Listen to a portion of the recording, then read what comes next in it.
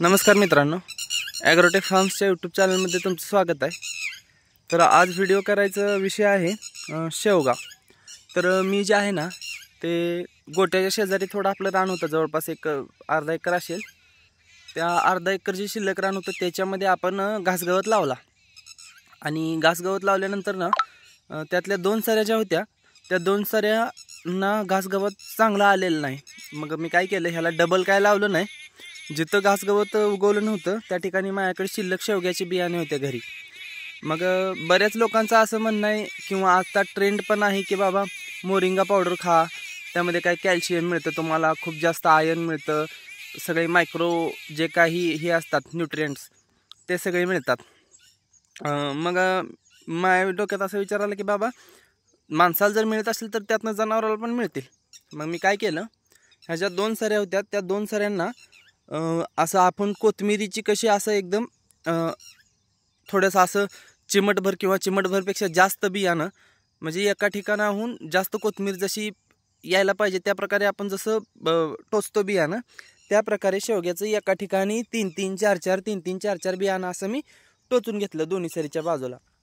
आणि हे काय करणार आहे आपण, तर घासगवत ज्यावेळेस तोडणार आहे, ज्यावेळी आपण घासगवत समजा 90% घासगवत तोडल्यानंतर 90% घासगवताला 10% शेवग्याचा पाला, ह्याचा आपल्याला काही शेवग्याचं उत्पन्न घ्यायचं नाही, ह्याच्याकडून आपल्याला काही शेंगा घ्यायच्या नाहीत, ह्याचा फक्त आपल्याला पाला पाहिजे आहे। 90% घासगवत तोडल्यानंतर 10% ह्याचा पाला तोडायचा आणि दोन्ही मिळून कुट्टी करून ज्या गाभण गायी आहेत त्यांनाच फक्त आपण घासगवतचा वापर करतो, कारण का त्यांना काही तेवढी जास्त प्रकारे ह्याची गरज नसते, कशाची, खाद्याची। आपण त्यांचं जी रिक्वायरमेंट आहे बाकीच्या गोष्टींची, त्यांना जे काय लागते पोटातल्या बाळाला आणि तिला मेंटेन व्हायला, त्याच्यासाठी आपण ट्रान्झिशन फीड देतोच। ट्रान्झिशन फीडमधूनच त्यांची सगळी रिक्वायरमेंट पूर्ण होते आणि सोबतीला आपण घासगवत देतोय, कारण का चाऱ्याची सध्या टंचाई आहे।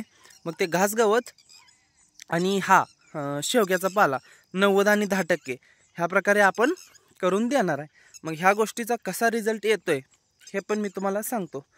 आणि तुम्हाला माहितीच असेल आता ते शेवग्यामध्ये मी ते शेवटी एक चार्ट हे करतो, काय करतो, अपलोड करतो की त्यामध्ये तुम्हाला दिसेल की शेवग्यामध्ये काय काय किती प्रमाणात आहे। जर चांगल्या प्रकारे सक्सेस झालं तर मग आपल्याला जास्त प्रमाणात शेवगा करायला काय अडचण येणार नाही, म्हणजे आपण करू आणि मग गायींना रेग्युलर, गाभांना पण,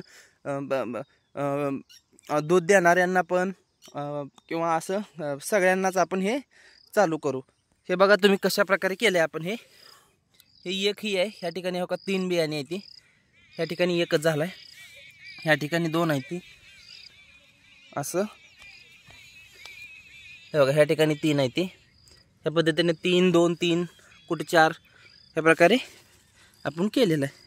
हे बघा इथं पण 3 आहेत ती, खूप छान जर्मिनेशन झालेलं आहे शेवग्याचं। तर कुणी आपल्या यूट्यूब चॅनलला सबस्क्राईब केलं नाही, सबस्क्राईब करा, शेअर करा।